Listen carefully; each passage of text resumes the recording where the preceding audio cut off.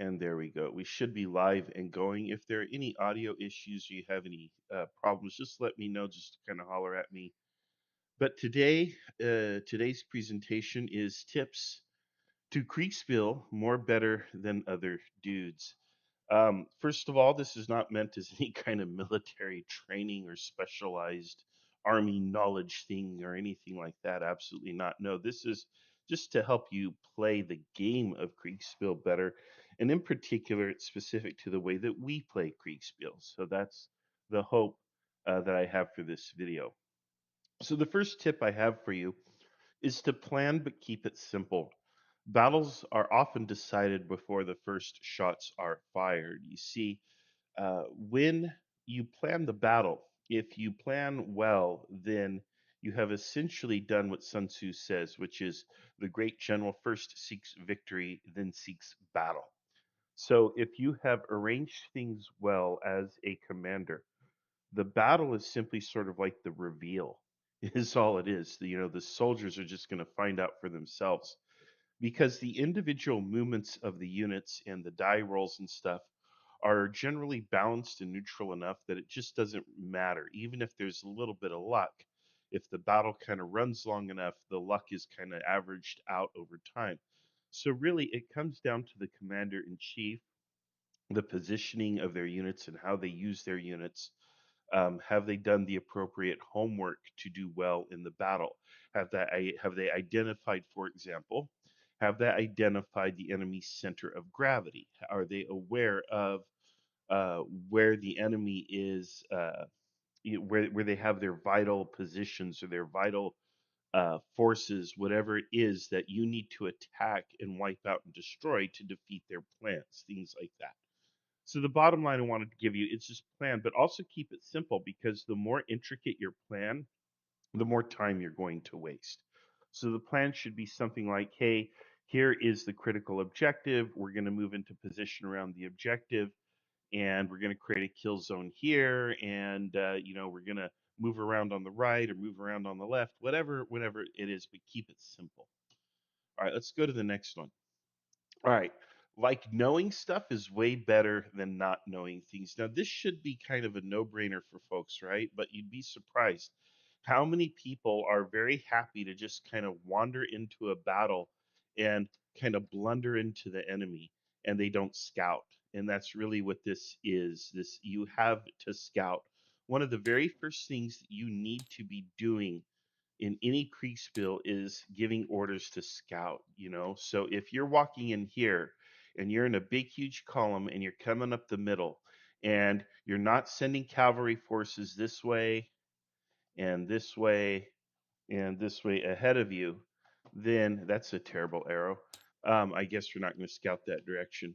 But if you're not doing that, then you're not going to see what's ahead of you, and you're just going to blunder into an enemy, and then you're going to be in a lot of trouble. So you have to scout. That should always be the first thing you do.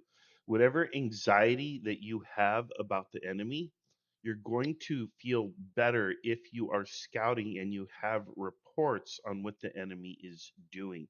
So make sure to scout. That is a very important pro tip for you. All right, let's get back to my notes here. All right. Knowing where the enemy is and what they are doing is the best way to set yourself up for victory. All right, expect the baddies to be peeping on you. The enemy is going to scout your forces. You want to prevent that by various means. The use of your own cavalry to screen your movement is one way to do this. You can also use terrain and rapid movement, but the big thing is you want to use your cavalry. Get your horse dudes out here blocking the enemy, right? Because the bad guys are out there and they're going to be scouting for you and you need to block them. So let's say the bad guys are coming here and they've sent cavalry here and they want to put cavalry up here and they're scouting everywhere. The way you prevent them from seeing you is using your own cavalry to block them. So you grab some light cavalry, like some hussars or something, or maybe they're light infantry vehicles. Maybe you're doing World War II or a modern day engagement or something. Whatever you are doing, you need to put these forces out here ahead of you, especially on the road network, and you have to block the enemy from seeing where your main body is and what your main body is doing. So if my main body is going to go, I'll give you a real quick example. I don't want to bore anybody, so I'm trying to keep things brief. But if you're, let's see here, erase all, there we go. All right, so let's say you want your plan is to come up here and go to the right and move up this way. Let's say that's your plan, okay? The instant the enemy scouts and sees you moving to the right, what order do you think they're going to give? They're going to tell all their guys to head this way because they know, hey, that's which way you're going. So the best thing that you can do is prevent them from seeing that you want to go to the right. And the way you do that is by screening their forces. So if their scouts cannot see when you make this critical turn, you are buying yourself time to get closer to the objective. Meanwhile, because they don't know where you're going, they are going to be spread out all across this front. They're going to be here, they're going to be here, they're going to be here, and so on and so on. And maybe they even have dudes over here. And they're out here and they're looking for you because they don't know if you're going right, left, or center. And so you want to delay them seeing that big move. So, for example, let's say they have an observation post up here. The very first thing you need to be doing then is sending units up here to drive them off. You don't want them to see when you make this big turn. Eventually, yes, they're going to figure it out. The fact that they don't see you over here is a big clue that you are going to the right rather than left. Anytime you don't see the enemy, that's also as important as when you do see the enemy. Knowing where they're not helps you to determine where they probably are. But again, the goal is to buy time. So if they catch you when you're turning onto this road here, now you're here, you're only, a couple miles away from, let's say, the objective here, but their forces are 3 or 4 miles away, and they are going to take that much longer to cross over and get over here and be effective in combat. That is how you win. That is how you gain local superiority over these guys here and how you ensure that you are going to win the battle. All right. So that's very, very important that you block them and that you keep them from seeing you for as long as possible. Some of you will have questions, and I promise to take questions at the end here. Let's see here. All right, just horse dude things. One of the problems is that people don't use their cavalry properly.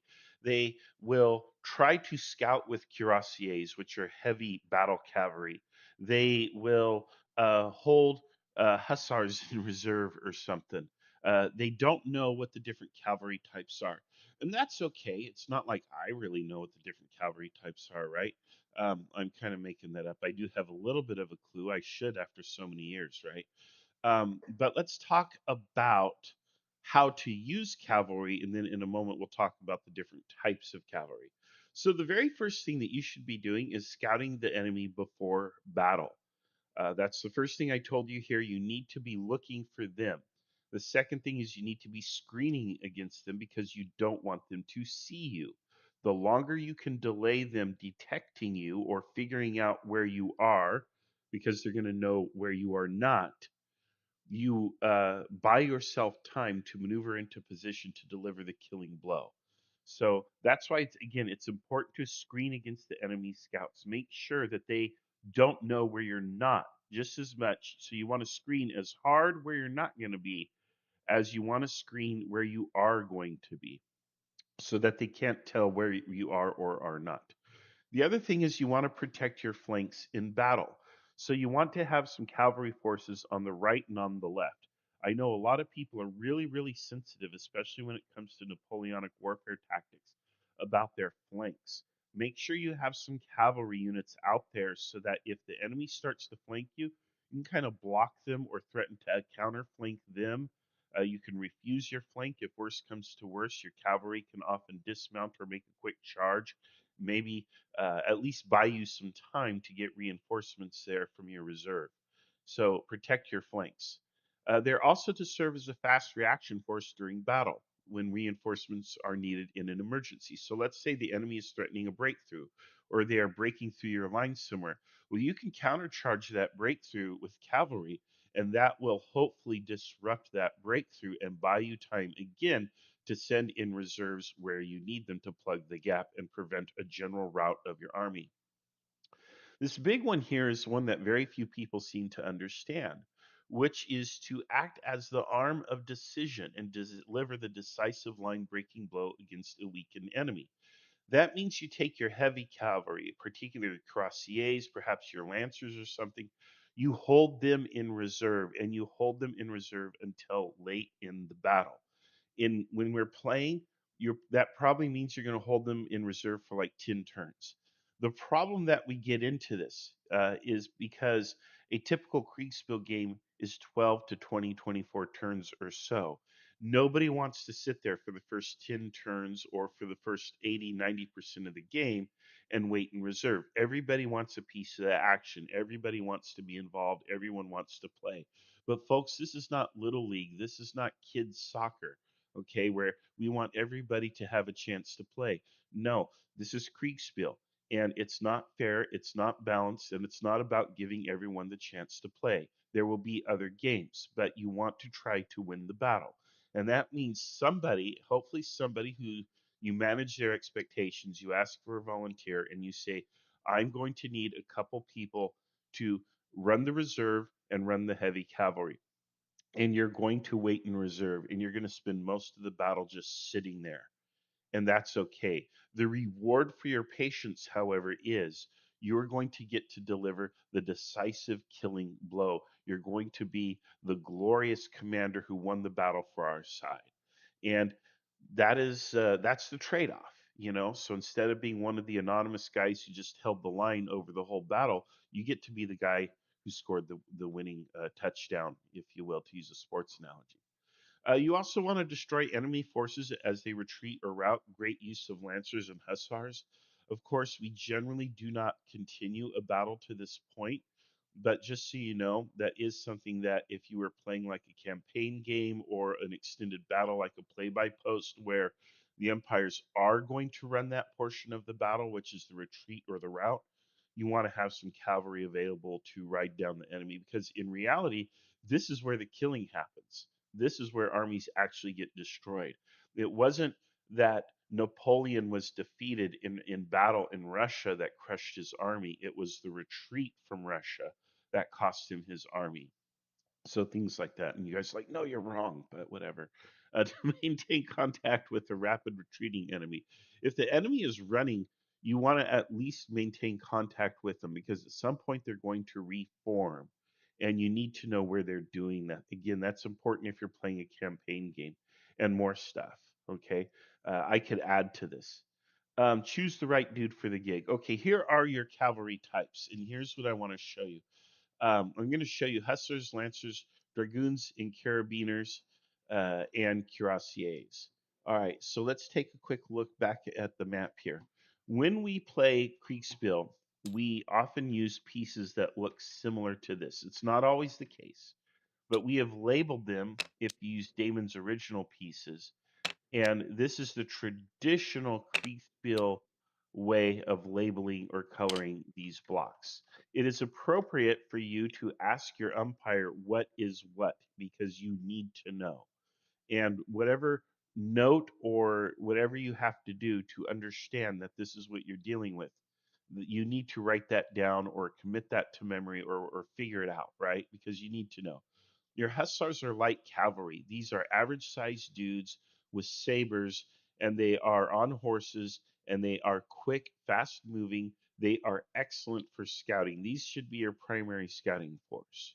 Your dragoons typically, and just as a little asterisk here, I want to tell you there are all kinds of exceptions. There is no end to the variety of Napoleonic cavalry. So there are dragoons that are like heavy cavalry, and then there are dragoons that are lighter cavalry. So there are all kinds of exceptions. When I'm speaking in generalities here, but your dragoons are generally cavalry guys like hussars. They've got sabers, but they also have muskets, meaning they can be used as kind of quick dismounted infantry. That is more of a later form of the dragoon.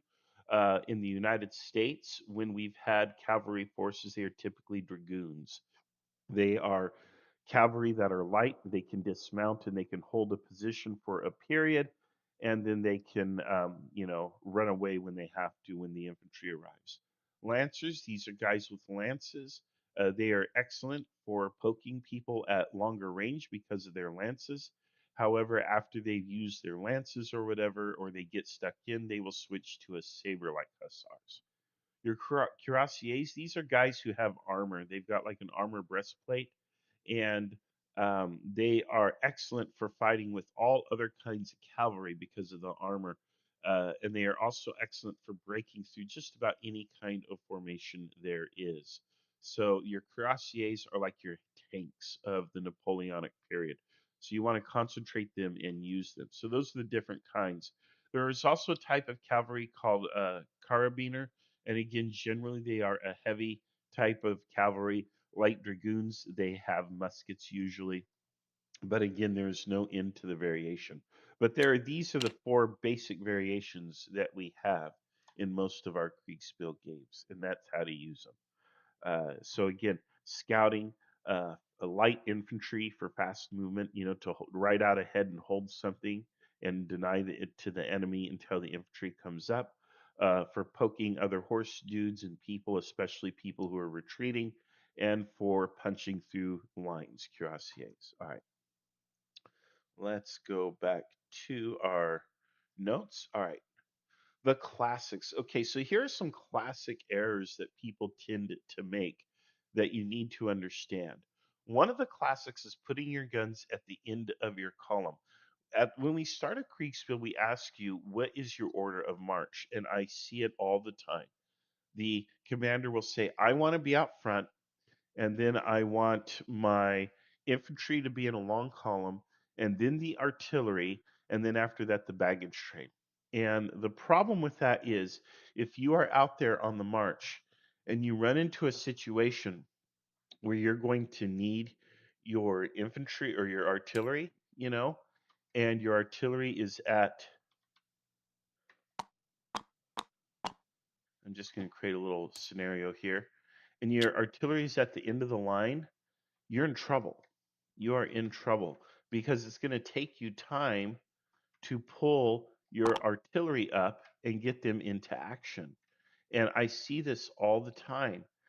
People think, well, they're heavy and they're slow, and I don't want a big, heavy, slow element at the front of my line blocking things. So they put these guys at the rear. But if you run into a situation where, hey, the enemy is holding this position, let's say they have fortified this position here at Sabra, and they are holding it, and your infantry is not going to be able to take this position on their own. You need artillery to come up to batter that position. But it's going to take you a long time to get the artillery up and put them into that position.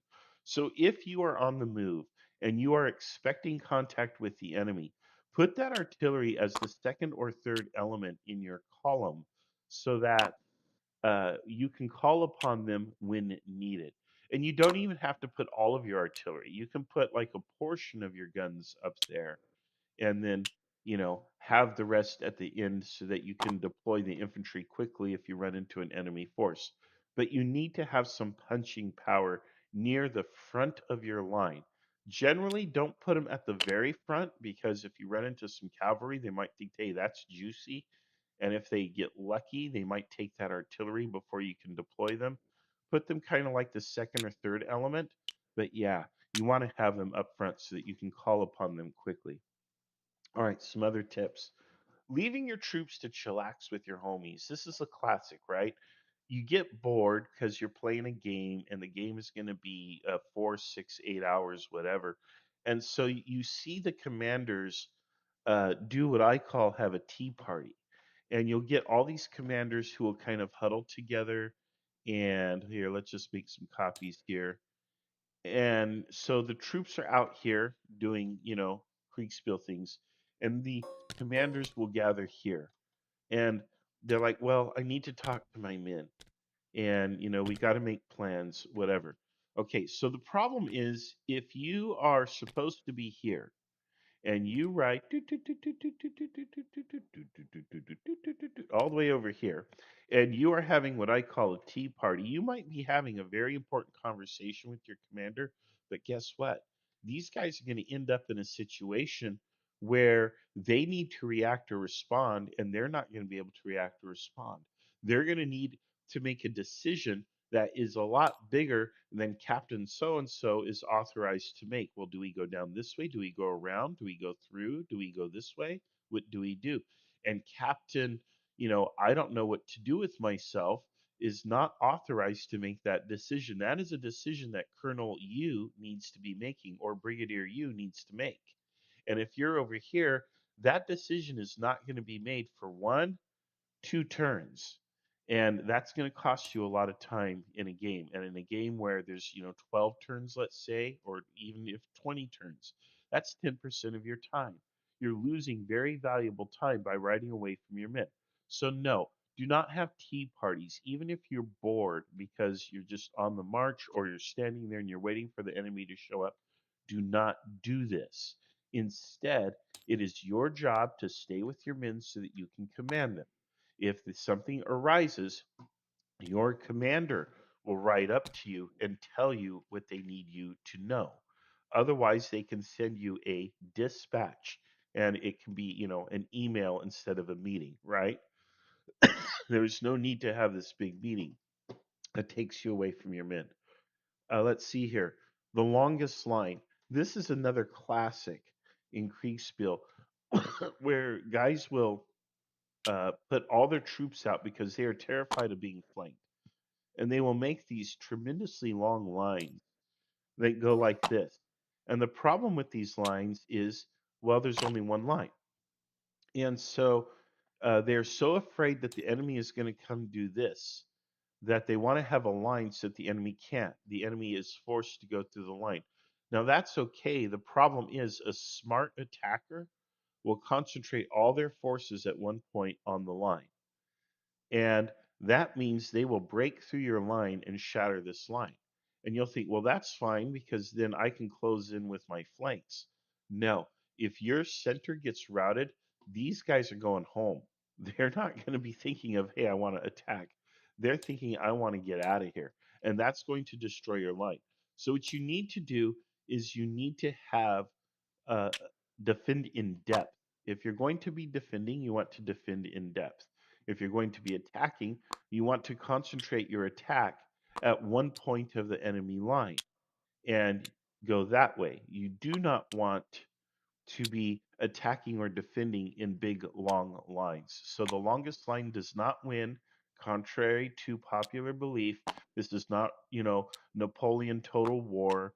This is Kriegsspiel, where real tactics actually result in victory versus meme tactics, which result in losses.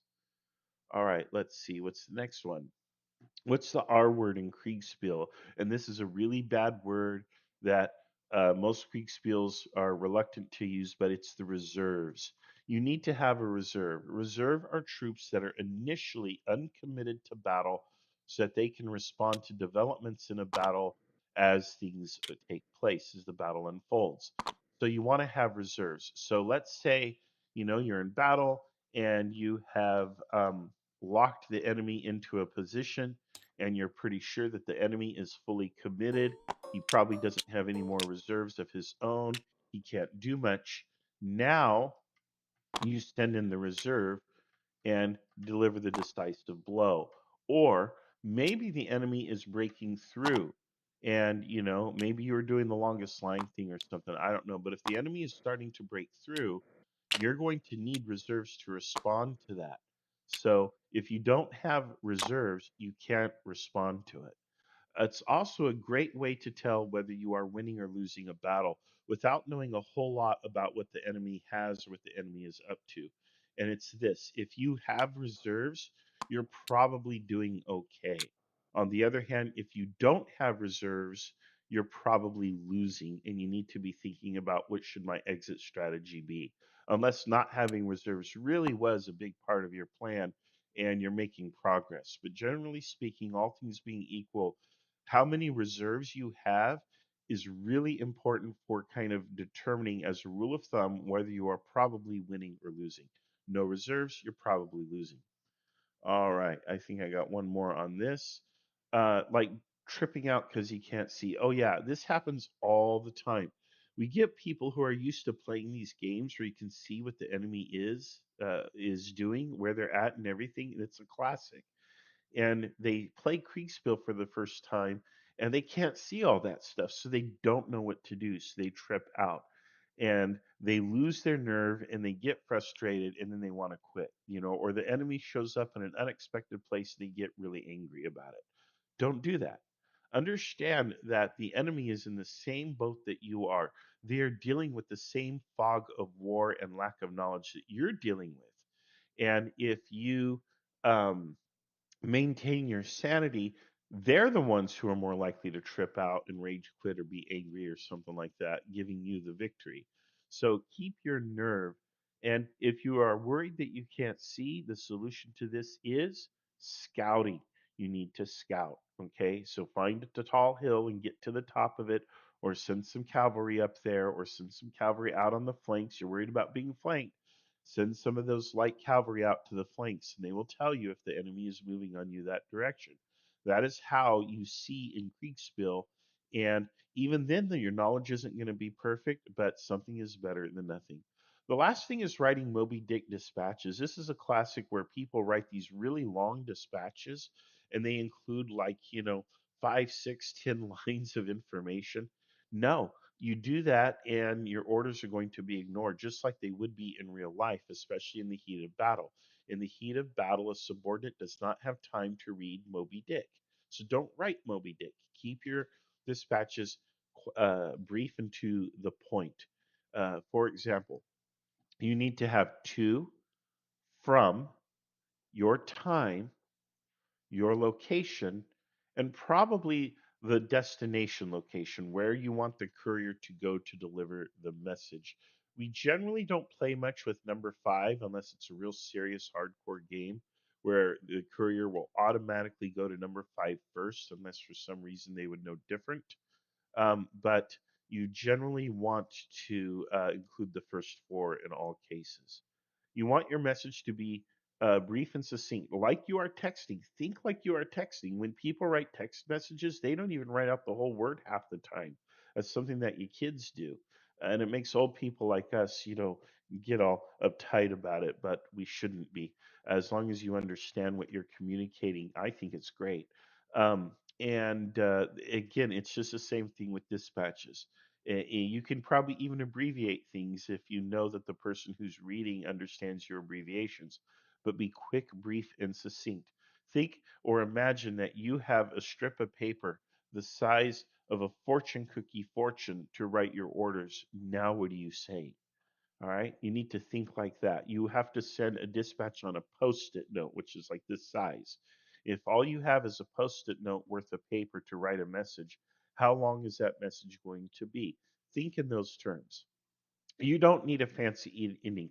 Your obedient servant, your brother from another mother, homies for life. No, ignore all that. You can put your initial, and that's it. You already have your from line up here. They know who it's from. All right, proper use of reserves. We talked about the R word before. Now I want to talk about the proper use of reserves.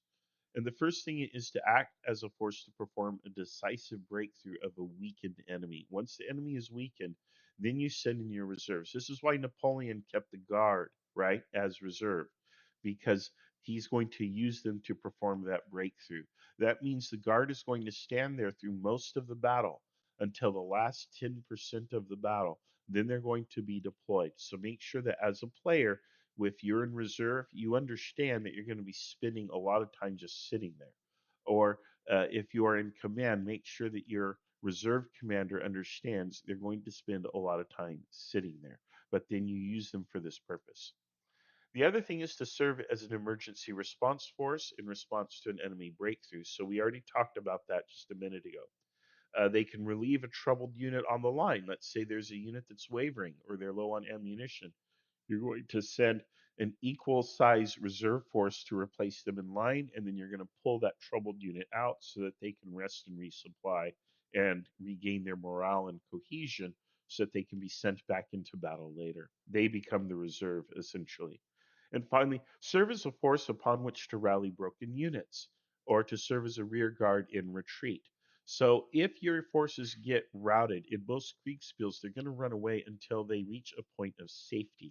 And so if you have a reserve back there, so here's my reserve, and these guys are being routed by the breakthrough, these guys are going to run until they reach a point where they feel safe. Well, if they find well formed infantry in line ready to receive the enemy, they're probably going to stop behind them and reform.